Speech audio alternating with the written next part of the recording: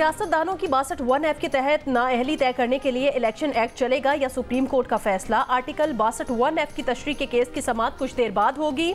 Chief justice काजी फायज ईसा की सरबराही में 7 रुकनी bench समाअत करेगा।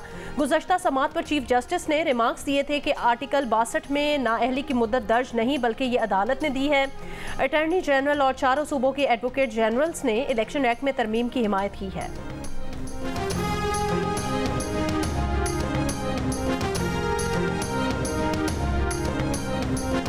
लाहौर हाई कोर्ट ने पीटीआई रहनुमा की बल्ला का निशान वापस लेने के खिलाफ दरखास्त खारिज कर दी। जस्टिस जवाद हसन ने पीटीआई रहनुमा की दरखास्त को नाकाबिल समाअत करार दे दिया। गुज़श्ता रोज़ पेशावर हाई कोर्ट के फैसले के बाद पीटीआई से बल्ला फिर छिन गया। अदालत ने हुक्म इम्तना खत्म करके इलेक्शन कमीशन का बल्ला वापस लेने का फैसला बहाल कर दिया। रहनुमा पीटीआई बैरिस्टर गौहर खान ने कहा कि 90% से ज्यादा यकीन है कि सुप्रीम कोर्ट बल्ला बहाल करेगी। बल्ला बहाल नहीं किया तो ये हॉर्स ट्रेडिंग की शुरुआत होगी।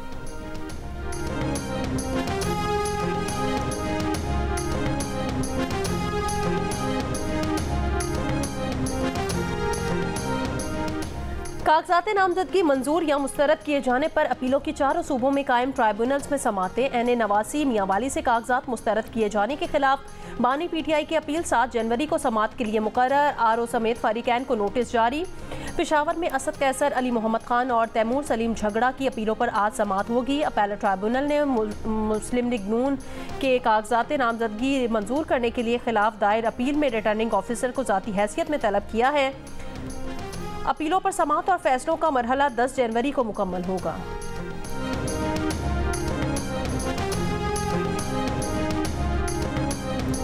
एनसीओसी का बैरून मुल्क से आने वाले 2% मुसाफिरों की कोविड टेस्टिंग का फैसला। कोरोना टेस्ट का फैसला दुनिया भर में फैले JN1 वेरिएंट की रोकथाम के लिए किया गया। हुक्काम का कहना है कि टेस्टिंग के लिए रैपिड डायग्नोस्टिक किट्स कौमी इदारा बराए सेहत फराहम करेगा। कौमी इदारा सेहत के मुताबिक पाकिस्तान में अब तक कोविड के नए वेरिएंट JN1 का कोई केस रिपोर्ट नहीं हुआ।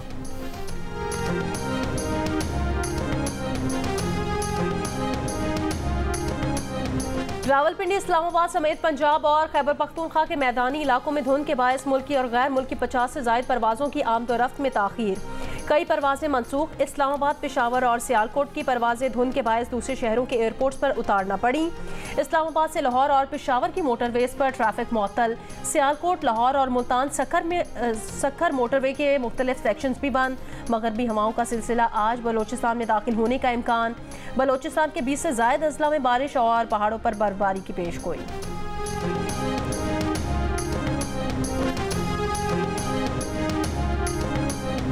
पीपल्स पार्टी की मरकजी मजलिस आमला ने बिलावल भुट्टो जरदारी को वज़ारत उस्मा का उम्मीदवार नामजद कर दिया। इजलास में उनका नाम पीपल्स पार्टी पार्लियामेंटेरियंस के सदर आसिफ अली जरदारी ने पेश किया। बिलावल भुट्टो जरदारी ने कहा कि पीटीआई और मुस्लिम लीग नून दोनों अशराफिया के नुमाइंदे हैं जिन्हें मुख्तदर कुव्वतों ने पंजाब पर मुसल्लत किया। अदलिया के लिए एक रहनुमा को नाअहल और दूसरे को अहल करना मुश्किल होगा। या तो दोनों अहल होंगे या दोनों नाअहल।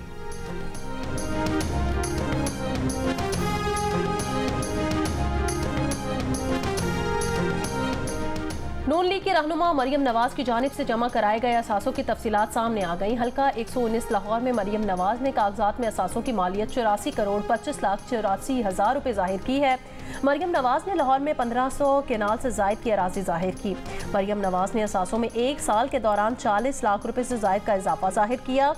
मरियम नवाज किसी गाड़ी की मालिक नहीं। भाई हसन नवाज की 2 करोड़ 89 लाख रुपए से जायद की मकरूज जाहिर की गई है।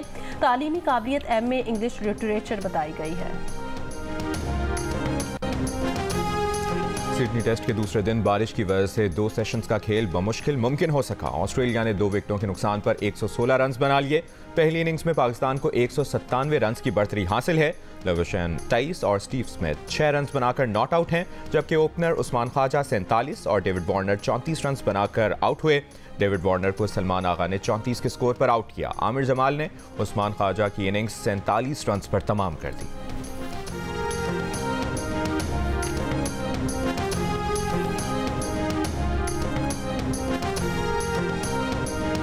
मुल्क में बिजली का शॉर्टफॉल 5000 मेगावाट से तजावुज कर गया। बंद पावर प्लांट्स चल सके और ना पैदावार बढ़ सकी। मुख्तलिफ शहरों में गैर एलानिया लोड शेडिंग। बेशतर शहरों में गैस की किल्लत से भी अवाम को मुश्किलात। इंतखाबी ज़ाब्ता अखलाक की खिलाफ वर्जी पर कार्रवाइयाँ। PB 38 और 43 में लगे गैर कानूनी बैनर्स पोस्टर्स उतार दिए गए। हुक्काम का कहना है कि सरकारी इमारतों और इमलाक पर इंतखाबी मवाद नस्ब करने से गुरेज किया जाए। इसराइली फौज की दरिंदगी रफा में नकल मकानी के दौरान निहत्ते फ़लस्तीनियों पर हमले।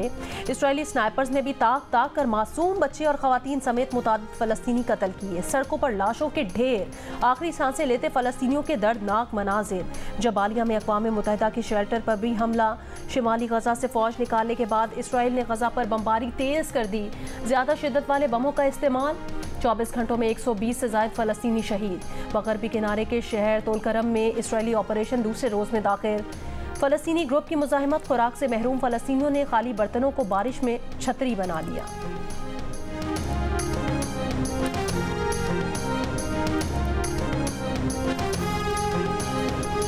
सऊदी अरब की ईरान में बम धमाकों की शदीद मजम्मत। सऊदी वज़ारत ख़ारजा की अलमनाक वाक़े पर ईरान से ताज़ियत, हमदर्दी और यकजहती का इजहार।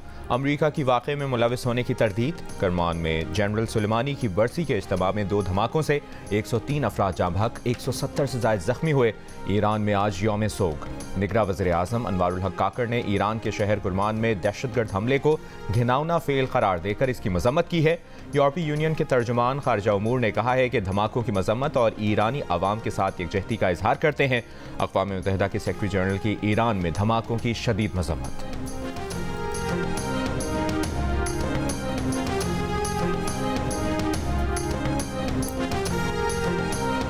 इसराइल के लबनान पर हमलों में हिजबुल्लाह के सीनियर अहलकार समेत 9 अरकान शहीद। कस्बा नकोरा में इमारत पर फ़ज़ाई हमला करके सीनियर अहलकार हुसैन युज़बेक को निशाना बनाया गया। बुहैरा अहमर में जहाज़ों पर हौसियों के हमले।